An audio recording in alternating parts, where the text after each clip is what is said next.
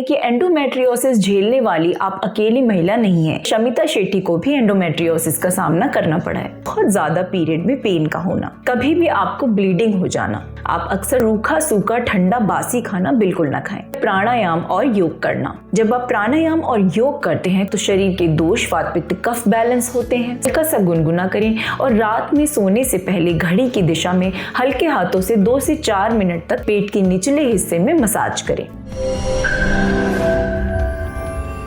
क्या आपको अक्सर ही पीरियड में बहुत ज्यादा क्रैम्प्स होते हैं, पेन होता है, साथ ही कई बार पीरियड इर्रेगुलर हो जाते हैं, यानी कि टाइम पे नहीं होते, और कई बार कभी भी स्पॉटिंग हो जाती है, साथ ही कमर में दर्द बना रहता है। और पीरियड का दर्द तो इतना ज्यादा होता है कि पीरियड की जब डेट आने वाली हो आप टेंशन में आ जाती हैं। तो इन सिम्टम्स को बिल्कुल नजरअंदाज ना करें, हो सकता है ये एंडोमेट्रियोसिस की समस्या हो। मैं हूँ डॉक्टर कंचन, आप देख रहे हैं आस्क हेल्थ गुरु, और आज हम बात करेंगे एक ऐसी बीमारी एंडोमेट्रियोसिस जो कि है तो बहुत कॉमन, लेकिन लोगों को इसके बारे में जानकारी नहीं है और अक्सर ये महिलाएं इसके चलते बहुत ज्यादा पीरियड पेन झेलती हैं। तो फटाफट से वीडियो शुरू करते हैं। तो सबसे पहले तो आप ये जान लें कि एंडोमेट्रियोसिस झेलने वाली आप अकेली महिला नहीं है।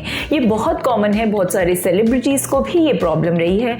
फॉर एग्जाम्पल शमिता शेट्टी को भी एंडोमेट्रियोसिस का सामना करना पड़ा है। तो इस कंडीशन को हम समझेंगे अच्छे से और मैं आपको बताऊंगी इसका आयुर्वेदिक ट्रीटमेंट। नॉर्मल कंडीशन में हर महीने यूट्रस के सबसे अंदर की लेयर बढ़ती जाती है और पीरियड की डेट आने पर ये पीरियड के फॉर्म में वजाइना से बाहर निकलती है। लेकिन एंडोमेट्रियोसिस में ये यूट्रस की सबसे अंदर की लेयर यूट्रस के बाहर डेवलप हो जाती है।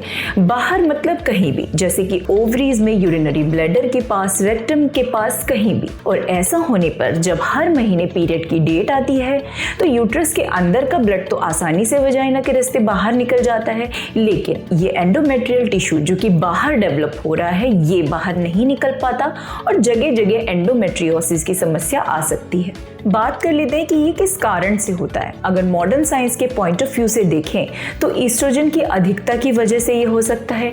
जेनेटिकल भी इसको माना है। एक थ्योरी है रेट्रोग्रेड मेंस्ट्रुएशन, यानी कि पीरियड का फ्लो कभी नीचे ना होकर ऊपर की तरफ चला गया और ये प्रॉब्लम हो गई। और आजकल तो डेफिनेटली लाइफस्टाइल, स्ट्रेस, ये सब भी कारण माने जा रहे हैं। बात करते हैं आयुर्वेद के अकॉर्डिंग क्या कारण हो सकते हैं। तो सबसे पहले आपका आहार विहार। अगर बहुत लंबे समय से आहार विहार यानी कि आपकी डाइट अच्छी नहीं चल रही है, स्ट्रेस है, तो ये एक कारण हो सकता है। साथ ही आयुर्वेद में वेग धारण, अगर आप अपनी नेचुरल अर्जेस, जैसे अक्सर ही आपको यूरिन आ रहा हो और आप उसका प्रेशर रोक रहे हो, अक्सर ही आपको फ्रेश होने जाना है और आप प्रेशर रोक रही हैं, छींक का वेग रोकना, खांसी का वेग रोकना, तो किसी भी किस्म का वेग धारण ये आयुर्वेद के अकॉर्डिंग एक कारण है। साथ ही आयुर्वेद के अकॉर्डिंग अगर ऐसी कोई डिलीवरी रही है जिसमें आपने बहुत लंबे समय तक लेबर लिए तो भी एक कारण हो सकता है। और इन सभी कारणों के चलते वात दोष इम्बैलेंस हो जाता है। पेट के निचले हिस्से में अपान वायु का सेंटर होता है, तो अपान वायु इम्बैलेंस होकर के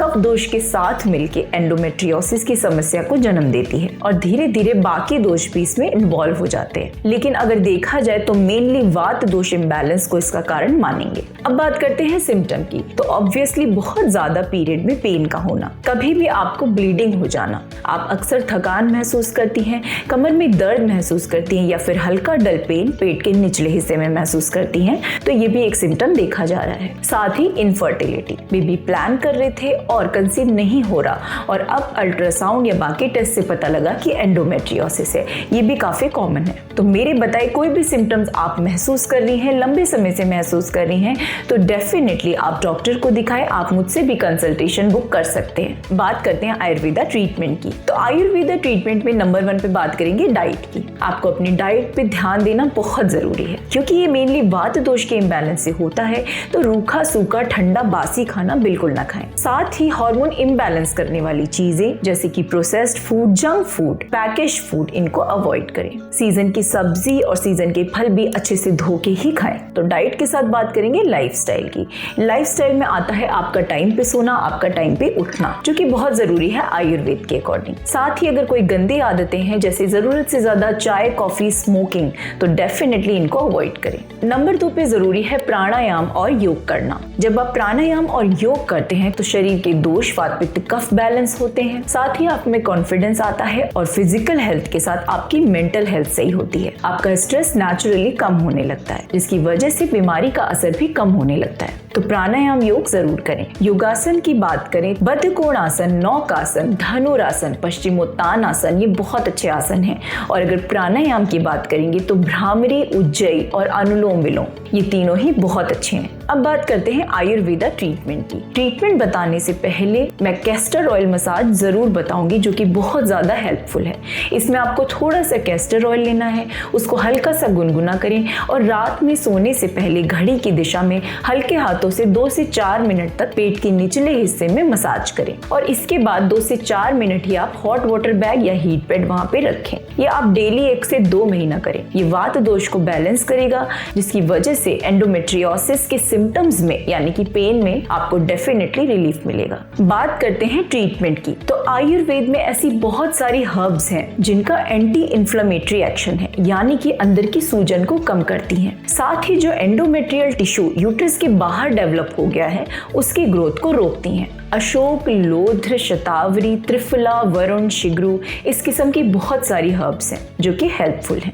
एंडोमेट्रियोसिस के ट्रीटमेंट के लिए अक्सर ही मॉडर्न साइंस में आपको सर्जरी की सलाह दी जाती है, लेकिन सर्जरी के बाद भी ये रिपीट होता रहता है। तो आयुर्वेद आपको जड़ से आराम देता है। अगर एंडोमेट्रियल टिश्यू की ग्रोथ यूट्रस के बाहर से कम होने लगेगी तो नेचुरली अपने आप एंडोमेट्रियोसिस रिवर्स होता जाएगा और पेन में भी आराम मिलेगा। Proper treatment, proper Ayurvedic guidance के लिए आप मुझसे भी कंसल्टेशन बुक कर सकते हैं और आपका बॉडी टाइप, आपके सिम्टम एनालाइज करने के बाद आयुर्वेदा ट्रीटमेंट प्रिपेयर होता है और 2 से 4 महीने में ही आप अपने एंडोमेट्रियोसिस को रिवर्स कर सकते हैं, उसे ठीक कर सकते हैं। एंडोमेट्रियोसिस से जुड़ी क्वेरीज को आप कमेंट सेक्शन में जरूर पूछें। वीडियो अच्छा लगा हो, जानकारी अच्छी लगी हो तो वीडियो को शेयर जरूर करें। जल्द ही मिलते हैं एक नए टॉपिक के साथ।